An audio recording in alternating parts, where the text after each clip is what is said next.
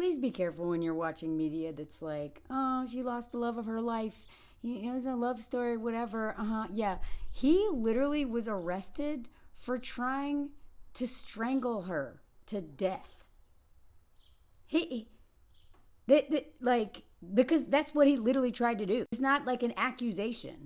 And I know Gen X having a rough week, especially Malcolm Jamal Warner, but you cannot compare the two. This guy has been problematic as fork forever. And yeah, he was an addict. Oh, he was an addict. Okay. Who hasn't loved an addict? I get it. But I just want to be careful that be careful that they may frame, they're already doing it. Oh, like he was, did all this. Yeah, okay. And they were together. Oh, that was the love of her life. She's trying to make it. She's also pretty awful, honestly. But this to me is a story of like white male entitlement and violence and patriarchy. And this is like codependency, especially white women who end up causing a lot of harm because of our victim mentality and our whiteness. And like don't and end up with men who treat us awful and then go out and bully the rest of the world or people we have power over. So anyway, he tried to like strangle his wife to death, whatever. But he leaves a colorful legacy. Colorful. Mm-hmm. And that's pretty much how he's portrayed across the media. It's like, well, he did this stuff.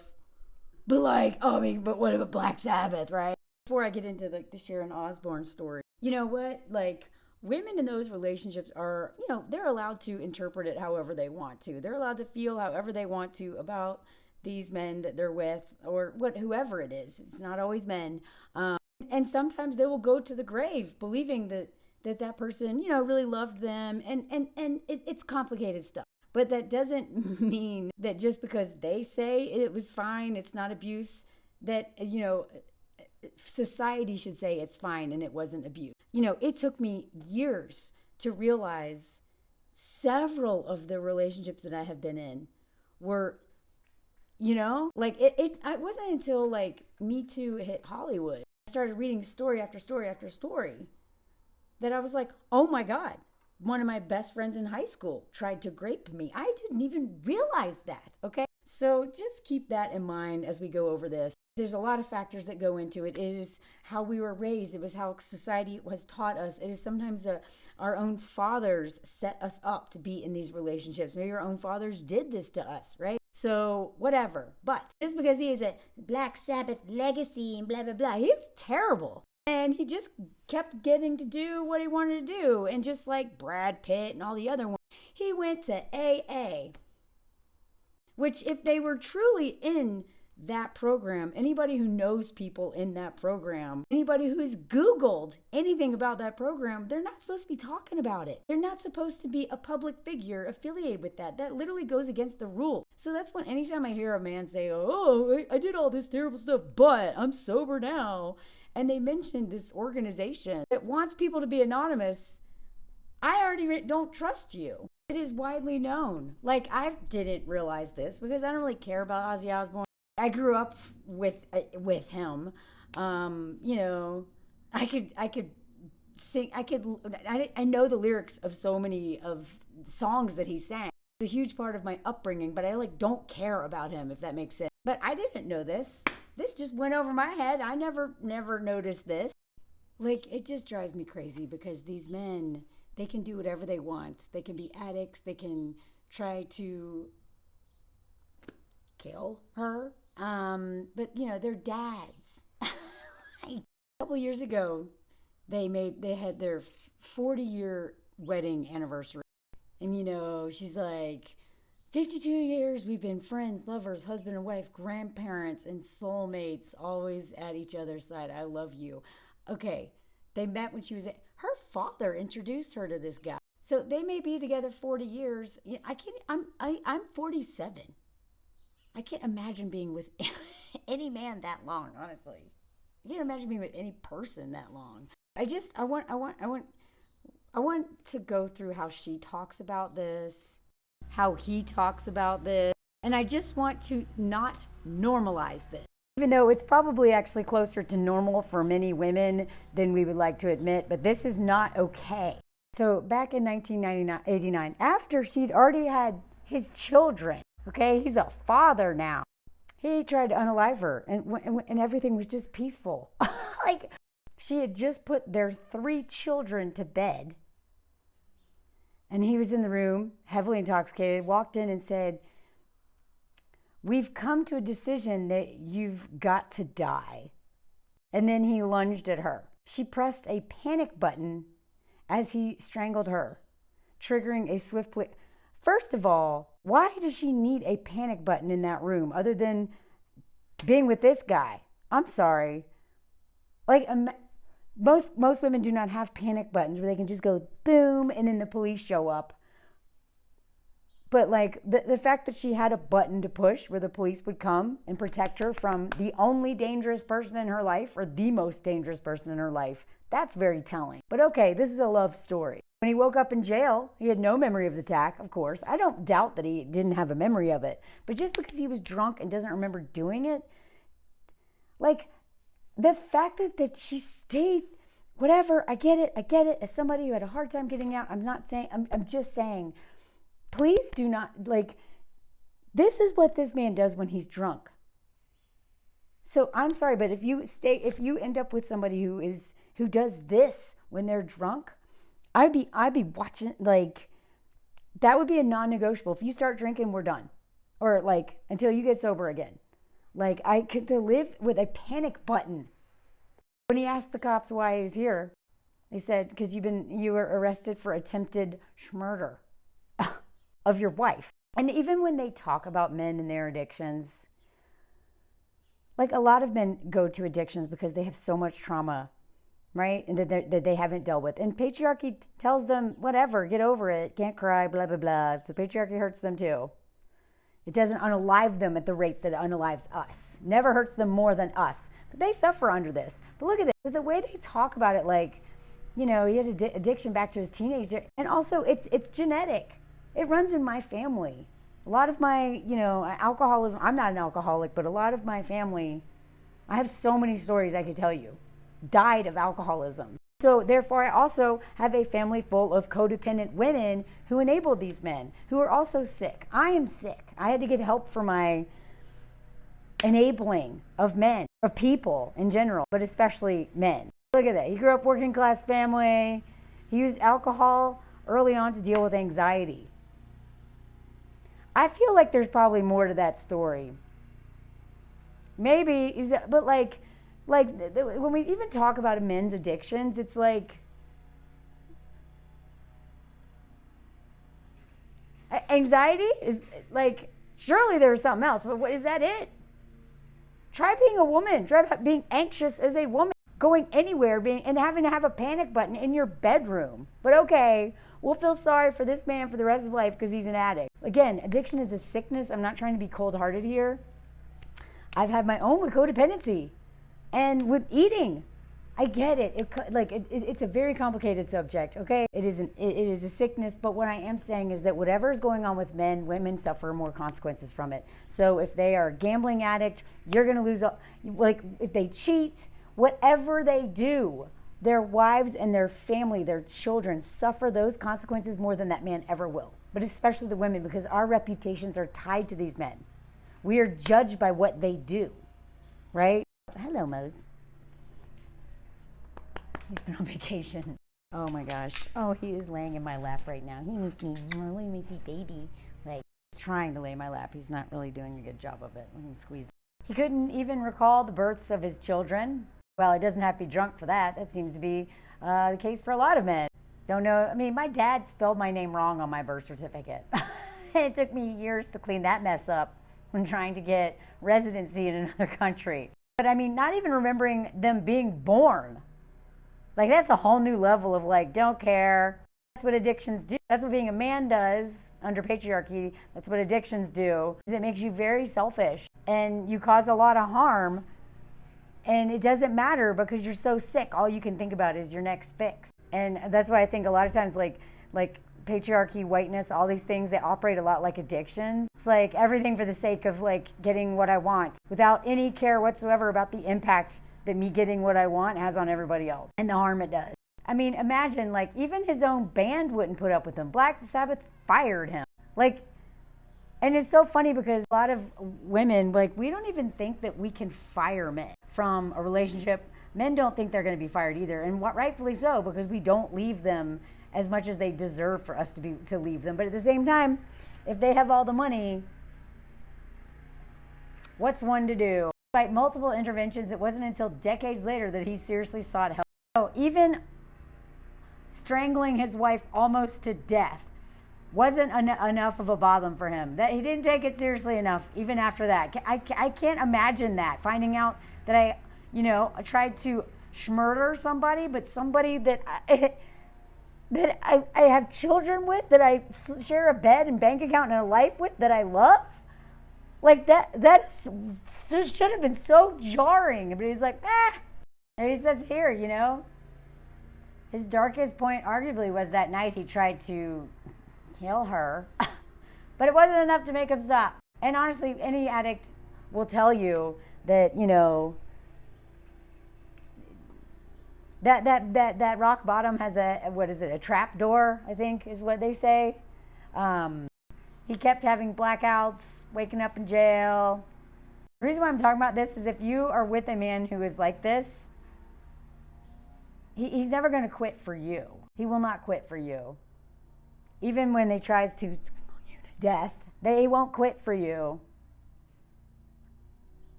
You have no control over when he decides to finally do something about it. If he decides. Please, please, please. Like so much domestic violence, it's not because of alcohol, but it is worse when men are drunk. That's why I've never wanted to be with somebody who has a drinking problem, because I know what men do when they're drunk. It's terrifying. So then he went to, again, why are you telling us this? It makes me so mad when they tell us this. I know people who are in that. I'm like, y'all are not supposed to be telling us you're in it. You're literally giving it a bad name. He changed his mindset after realizing he once frequented terrible bars just to get a drink. What? That memory helped him commit to meetings in sobriety. That is what got him to go. Not... this is how normalized violence against women is. In even men's own head. She lived, didn't she? During this time that he was sober, he's also experimenting with ketamine, occasional weed, under medical supervision with the ketamine, and some slips. Please take slips seriously. A slip, anybody who knows a slip can go right into their worst day of their life. But I just hate, look at these words. Sharon, after surviving the attack by her husband, but okay, the attack and many turbulent years. I'm going to show you some more minimizing language. It's so gross. He openly discusses his demon. It's always some demon making them do it. It's always some demon that makes men do terrible things to us. Like, for instance, this is the New York Post. What do we expect? This was just yesterday, y'all. Ozzy and Sharon, their ups and downs. I don't know. I feel like being strangled to death, almost to death, and having a panic button is more than just a down. Here's some other fun language. Ozzy and Sharon Osbourne's marriage was put to the test. To those ups and downs. They met in 1970, but didn't get together until after he split from his first wife, who had 3 kids with. So I don't know. Whenever they say stuff like that, I'm like, affair.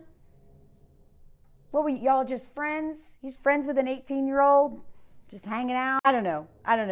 Whenever they say this though, wait, what? Anyway, at least there's not a huge age gap.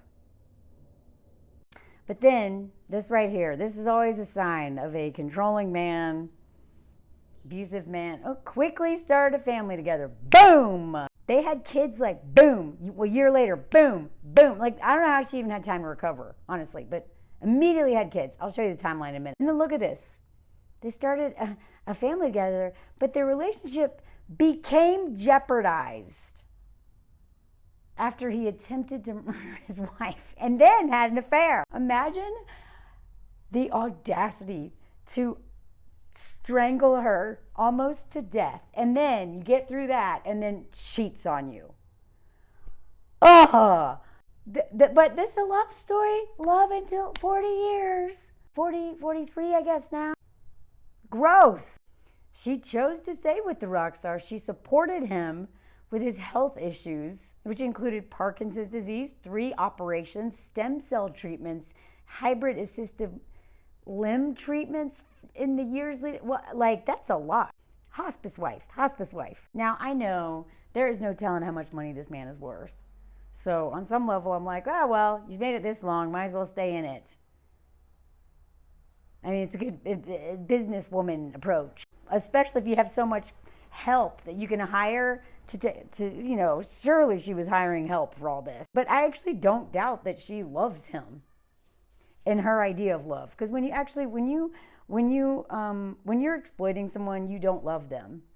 And you're knowingly exploiting someone, you don't love them. As soon as you realize you're exploiting, and when you are codependent, when you're treating your partner like they're your child, because they are acting like one, that's not like that. That's something else, because you're not being loved. They're not your child. So this is something else. Sharon is my soul. Look at this. Sharon is like my soulmate. Okay, she's not your soulmate, I guess. 40 after all that. Sometimes I love her. Sometimes I don't love her. Sometimes I'm angry with her. Sometimes I'm crazy about her. Sometimes I'm very jealous of her. Sometimes I want to kill her. So also more than once. And you actually tried to. And you only didn't succeed because she happened to have a panic button that immediately alerts the police. Like, what? If my husband ever talked about me this way and I'm still with him, please know I'm not doing okay. Like, I get it. I get, like, this is what relationships are. You get frustrated, you disagree, you da-da-da-da. But if anyone, like, the fact that he actually tried to kill her, so when he says sometimes I wanna, believe him. He's not being dramatic, but okay. Love story. And then this is even more telling. But through it all, at the end of the day, I love her more than anything in the world. Put it this way, I couldn't live without her. I don't want to live without her because I couldn't live without. This is literally what probably most men would say. When you're like, why are they married to women? They seem to hate them. They can't live without them. I mean, they can. They can. They don't want to because they know if they lose all that labor, all that loyalty, all that just endless self-sacrifice on her part to make his life easy, why would they want to end that? They are in easy mode, especially if you can almost kill her and then even have an affair for years and the bitch still won't leave. You're doing great. As long as you can do just enough so she doesn't leave, so that you don't have to live without her. I swear to God, this is very telling. This is how so many men approach romantic love with women. So, 1970, they met through her father, Dawn, who is the manager of Ozzy's band Black Sabbath. Oh my God, I forgot this part. Can you imagine being the manager of Black Sabbath? This guy who's like, wasn't he like biting heads off of bats and stuff? You know, he's like, like whatever. And it's kind of funny, honestly. Can you imagine being like, oh, I'm going to introduce this man to my daughter. Try to get these two together, especially when she's a teenager. So 9 years later, they start dating. After he was kicked out of Black Sabbath due to a substance abuse. So again, the band is like, no, bro, we deserve better. But Sharon, like a true codependent, is like, I'll save you. And boy, did she. She became his manager as a solo artist. And, you know, Rose Hackman, who is a buddy of mine. She's a mutual of mine, and she wrote this amazing book called Emotional Labor, which I talk about all the time. Please buy your copy. I'll tag her as well. I did a live with her. We talked about it. She says that she was taught from an early, women are taught to be man managers. Like we're taught to manage a lot, but men, we are man managers. And look, can you imagine if your literal job was to manage?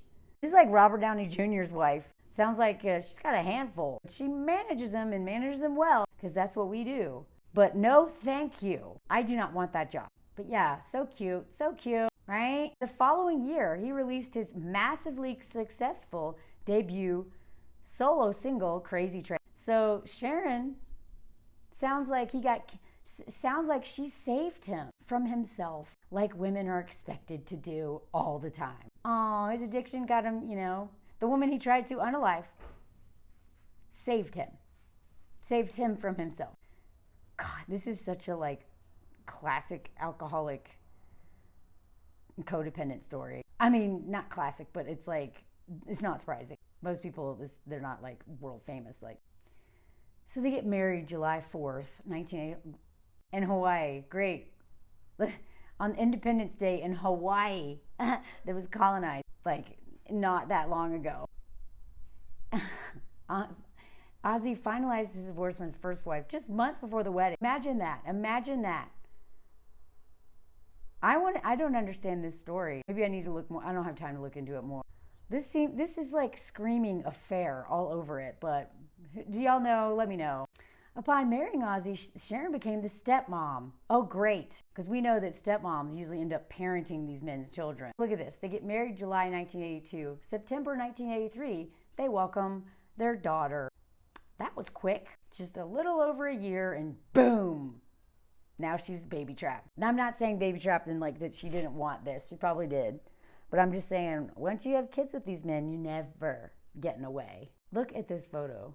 This is so bizarre. Imagine the guy who's biting, doing all that stuff, and then this.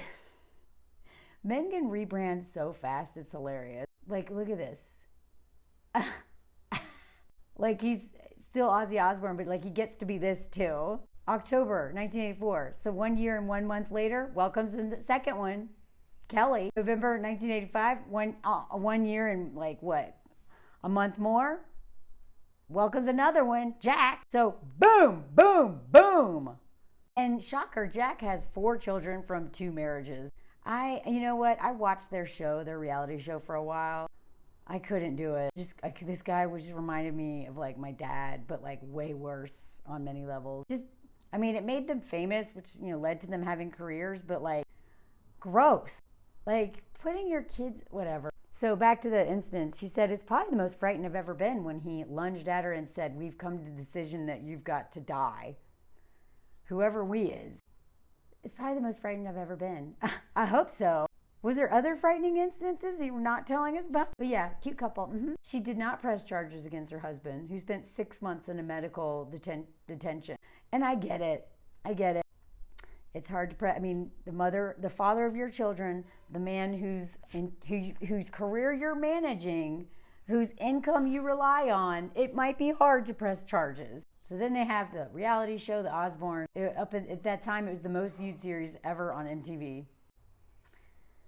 And then in April 2013, rumors that they're divorcing. But why? He relapsed. Remember what he did when he was drinking before, and he's relapsed. Oopsie. For a year and a half, I have been drinking and taking drugs in a very dark place. I was in a very dark place and was a ass to people I love most, my family. What does that mean? Also, look at this lighting. Oh my God. Something changed. I'm in Anthony's hometown right now. And, there's one. There's a dog. Oh, he's very excited. He has his Kong now. I'm just saying, if a year and a half, that's a long time. A year and a half? This man was, you would think he would be on thin ice. But it wasn't just this. Just to set the record straight, Sharon and I are not divorcing. I'm just trying to be a better person. Can you try harder? I swear every time men who are like abusive and do awful things. Now, I love a good redemption story. We are all here growing and learning, hopefully, and trying to be better and do better. But some people are not on that journey. They're actually getting worse and worse. And then they never get to a point where they actually, do you know what I mean? Like, great, he didn't try to strangle her to death anymore, but what else did he do, you know? Because if you know what it's like to live with an addict or even a dry drunk, because if he's still like doing other stuff, like you're not supposed to be doing other stuff. If you're truly like a chronic alcoholic, you're not supposed to be like messing with ketamine and all this other stuff too. Anyway, whatever. Each person is their own journey on this, but I'm just, they all, like, all of these celebrity men who are just like millionaires or, you know, have so much money and power and cause so much harm, and they just get treated by the media as like, oh, you know, they're just like a bad boy. Like so many famous singers have literally admitted to dating teenagers. You know, the Red Hot Chili Peppers dude, Anthony Kiedis or whatever, like the stuff they'll say. And they're just like, they're like the rock and roll, like they never had their little Me Too moment. I don't know how they got away with it. I don't know how their industry somehow missed it. But in, you know, trying to be a better person, he tried, you know, he apologized. And I swear, my ex, he would always say, I apologize. I don't think he ever said, I'm sorry. He always said, I apologize. They always say, I apologize. They're not, because they don't feel sorry, but I apologize because that's what I'm supposed to do. And then, so he relapses, which again, she probably had a panic button just in case it happened again. And he'd had an affair. He admitted to it. Allegedly he may have moved out for a while or whatever. No, but now they're back. And look at this. 3 months later, their marriage was back on. He called it a bump in the road. So this is an ups and downs. What was the other phrase? I forget the other phrase. Or, you know, colorful story. The bump in the road. I'm sorry, an affair is not a bump. That's a mountain. I mean, the bigger mountain is strangling you and almost unaliving you. But, you know, I would say this is more than a bump in the road. Their marriage is back on track again. I'm sorry, that train derailed. God. And it was later revealed that his affair was with his former hairstylist and lasted 4 years. The bump. Little bitty bump, bump, boop, little speed bump. To slow down. 4 years. A 4-year affair, 1.5-year relapse.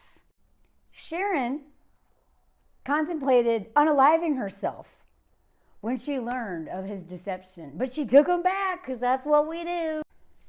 That's what enabling women do.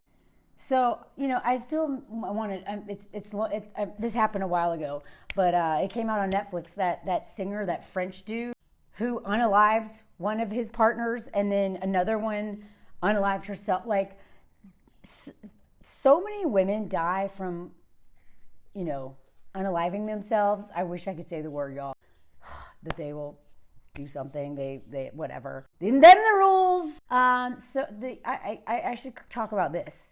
There's been articles, there's been studies done of how many women, because of financial abuse, you know, all these forms of domestic violence, they want to take their lives. These men are so miserable to be with. But to him, it's just a little bump in the road. No apology there. No sense of remorse. Definitely isn't sorry, but I apologize. So then what do? They renew their vows. That's what, I swear, every couple that renews their vows, they might as well just go straight to divorce lawyers right from there, because it never seems to work out. I don't know. Maybe there's some exceptions, but every time a couple renews their vows, they probably shouldn't. They just divorce. Oh, and they renew on Mother's Day.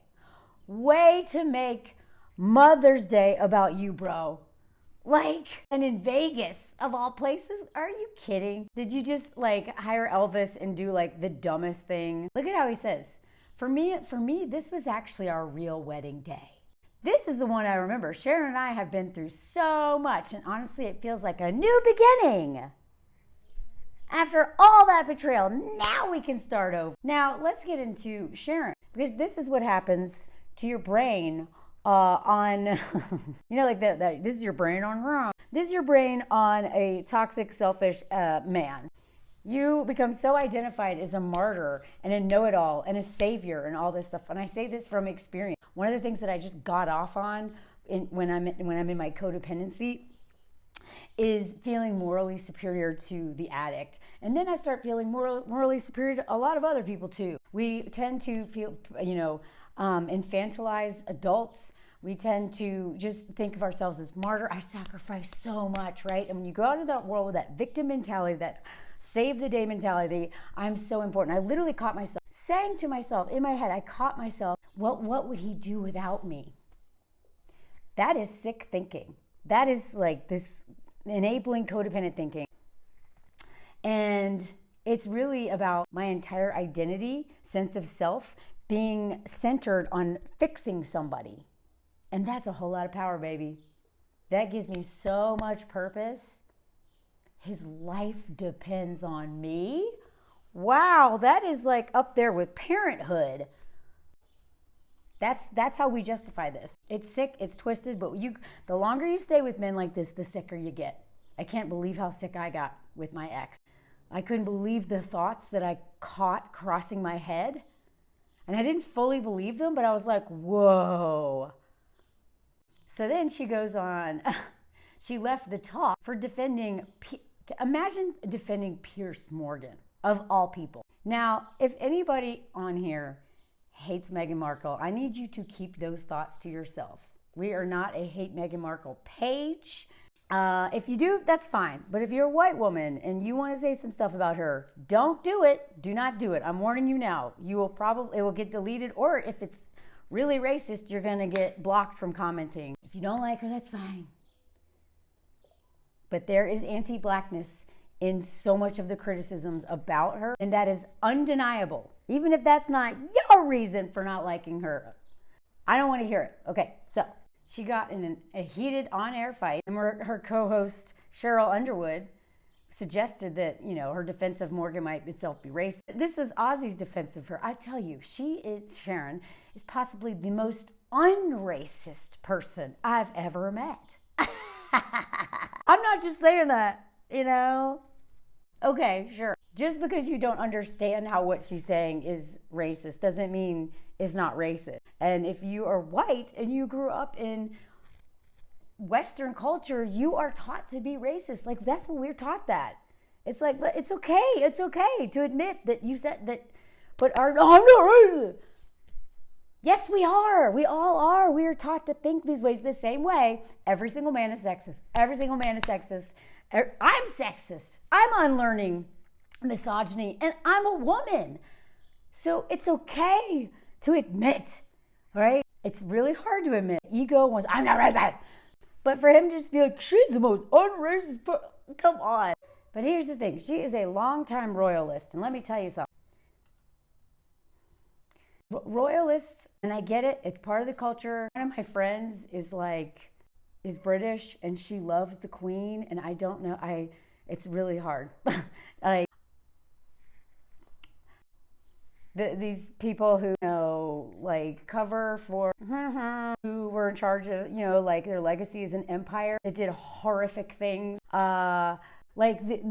just the concept of this king and queen, it's eugenic. There's so much whatever, I guess, okay, it's history. But if you find yourself defending, she says stuff like this, look at this, every story needs a good ending. It would be lovely, I'm talking about Harry and Meghan, it'd be lovely if they went back and maybe spent half their time in England and go back to their family and make peace.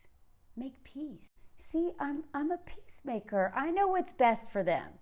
Okay? I know what happened in that. I know everything about them. It's that moral superiority of that I know what's best for. That is such a classic codependency. And also, if you're someone whose tendency is to give unsolicited advice, especially someone you don't know like me, get it in my comments all the time about my hair, my voice, all these things I need to change about myself, you may want to explore codependency in therapy, because it is this kind of thinking, I know what's best for everybody. If everyone would just listen to me, she thinks they should take the approach of what happens in Vegas stays in Vegas. Well, maybe what happened to you with the panic button, you should have talked about that. Why don't you keep that in the bedroom? Why did you talk about that? Like, it's the hypocrisy too. Like the way, they want nothing to do with that family for a reason, because of the way that Meghan was treated. And then Harry, seems to have wanted to go before he even met her, because they sound awful. There's a reason why Diana, come on. She's like, what happens in Vegas? I can talk about all the problems in my family, but y'all need to shut up and go home. What goes on in the palace stays in the palace. If you have beef, deal with it in private, like you did. And she went and told her side of the story with the Daily Mail. I know I quote them a lot because they tend to have more details about things than other outlets, but I cannot stand them. They also, talked crap about me. Let me know if you want me to cover that again. They have my pictures all over their dumb website. And sorry, if you are friends with Piers Morgan, then you have a problem. I already don't like you. But who does this? Who has this? I swear, I loved watching The Crown, and then as the seasons went on, it got harder and harder to watch, because I'm like, but... Sorry, I can't stop fumbling with this thing. I don't even know what it is. I'm like, but they did so much harm. Don't make me sympathize with her. So apparently, Sharon said some racist stuff. I mean, which, Ozzy doesn't think was racist, but, she's defending Piers Morgan. And this is how she's, this is that victim mentality, okay? This is why I like the addicts or abusive men or whatever go so well with codependent women. And I say this as a codependent woman who's been working on this for a long time, is that when I caught myself, when I was with that abuser, all of the ways I justified it, all the ways I started to identify with being a victim, and that moral superiority, I'm better than him. And all of these things came with it. And look at her, this victim. We had a disagreement, and I told her she shouldn't be crying. It should be me that should be crying. And that didn't go well. I mean, this is when they talk about white woman tears, right? Then in the commercial break, she wouldn't talk to me. I was begging her to talk to me, and she wouldn't. And basically I said, hurt yourself. Wow, I wonder why she didn't want to talk to you. Maybe she didn't feel safe. An unhinged white woman defending Piers Morgan over his racist attacks on Meghan Markle, and then she didn't want to talk to her, right? We know how this goes with men. When men become more and more charged, we have to manage a lot. This is in Rose Hackman, her book Emotional Labor. I'm about to release our interview that I did on Patreon. I'm about to release that thanks to an amazing editor, Astrid, on my YouTube channel, where Rose talks about this very thing, is that the person who's from the more dominant group, the more powerful group, has to do the least amount of emotional labor. And everyone else who has less power, whether it's an intern with a boss, a woman with a man, say a black woman with me, a white woman, because of the violence that could happen.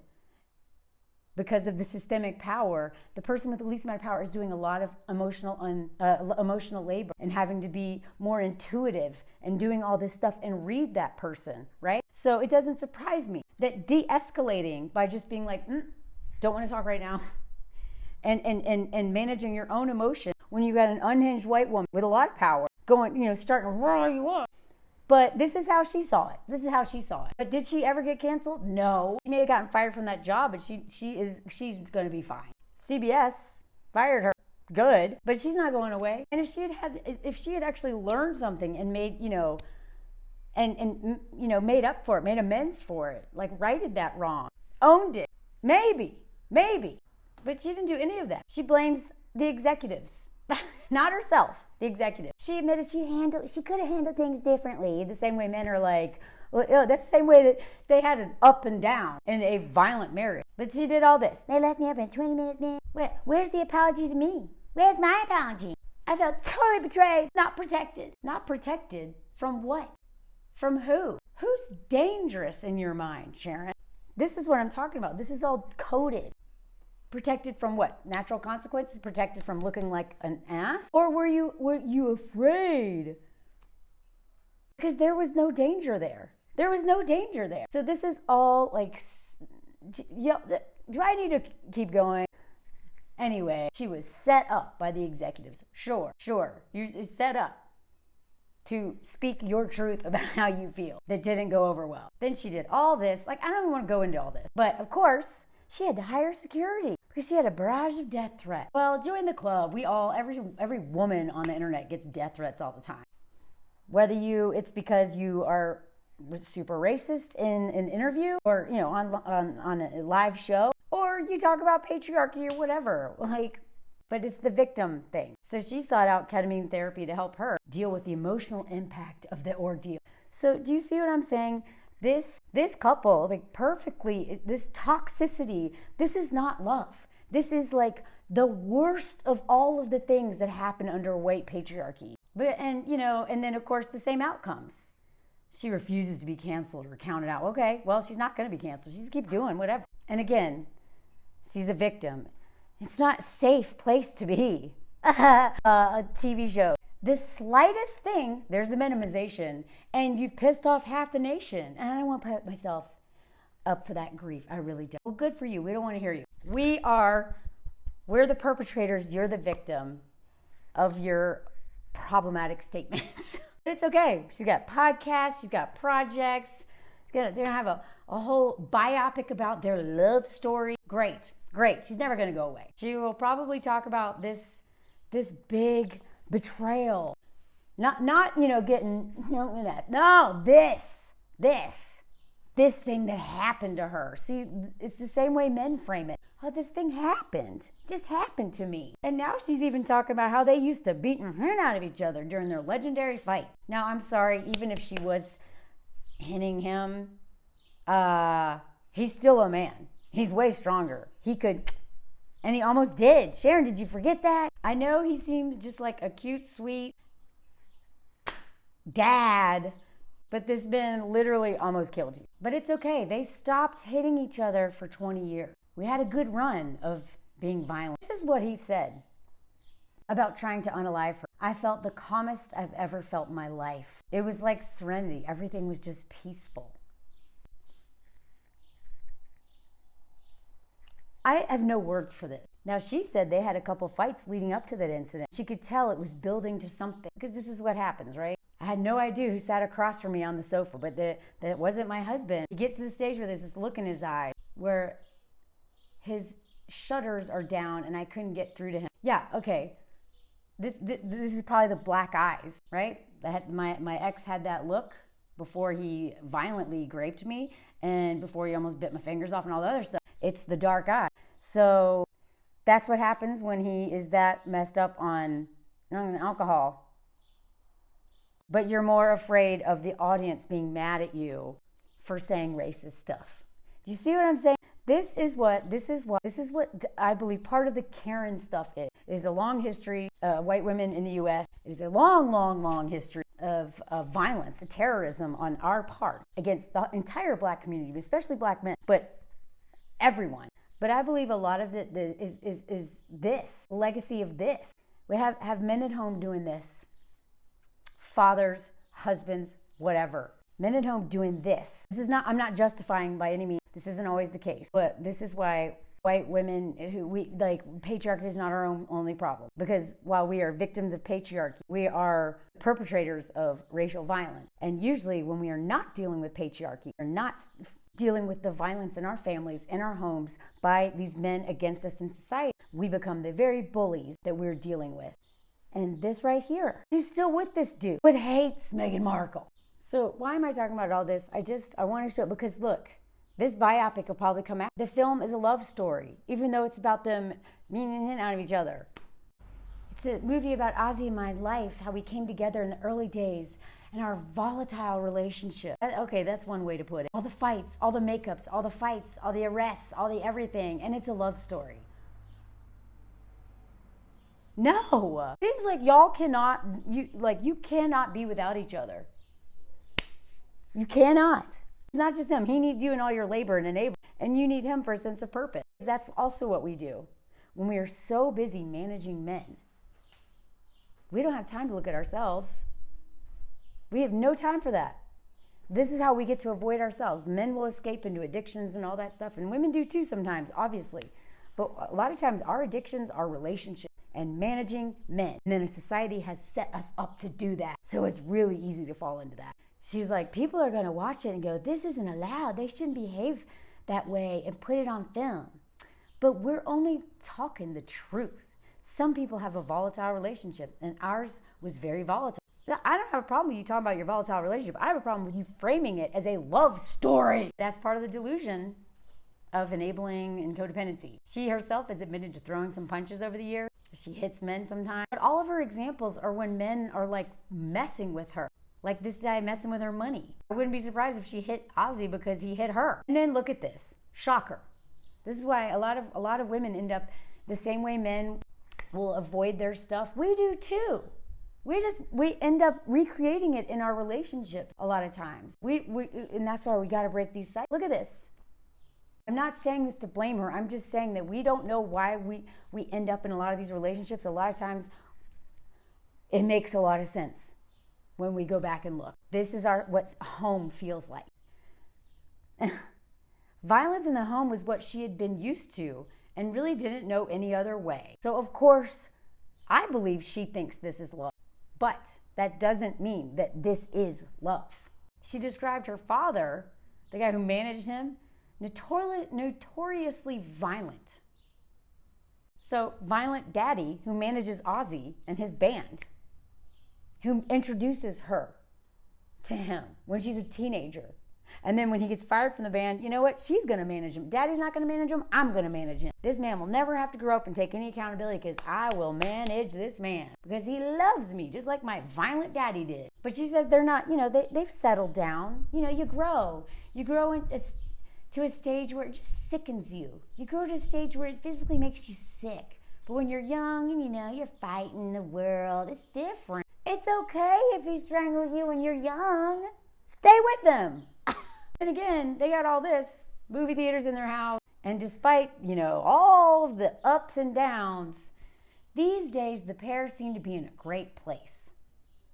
I mean, I know he just died, but up until their death, they are in a great place, y'all. Just hang in there. You too can have a 40-year marriage to an unhinged, selfish alcoholic who admits to wanting to unalive you and even tries to and cheats on you.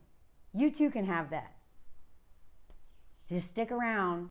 Anyway, sorry, this is longer than I thought it would be. Let me know what y'all's thoughts. Please, please do not type stuff about Meghan Markle. I don't care.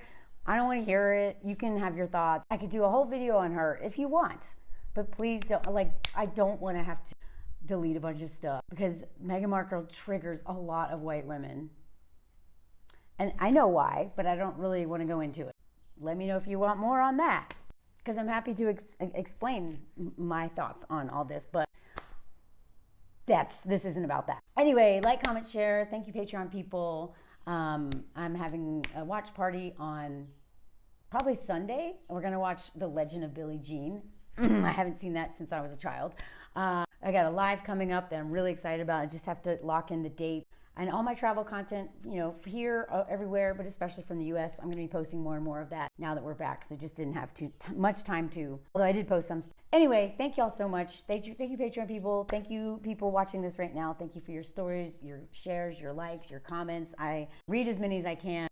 And that live with Rose is coming out really soon. I hope you get to watch that. And buy her book. She's a genius. Walking dogs, comment song. Walking Mo's in-laws dog.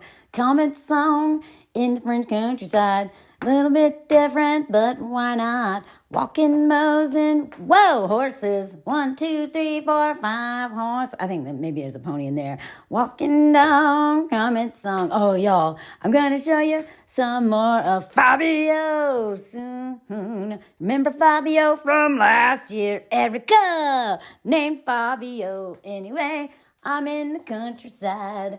Dog sitting in the countryside. Look at Mo's sweet baby. I miss that dog. A month was a long time. Comment song. Now's the time to write a comment. Comment.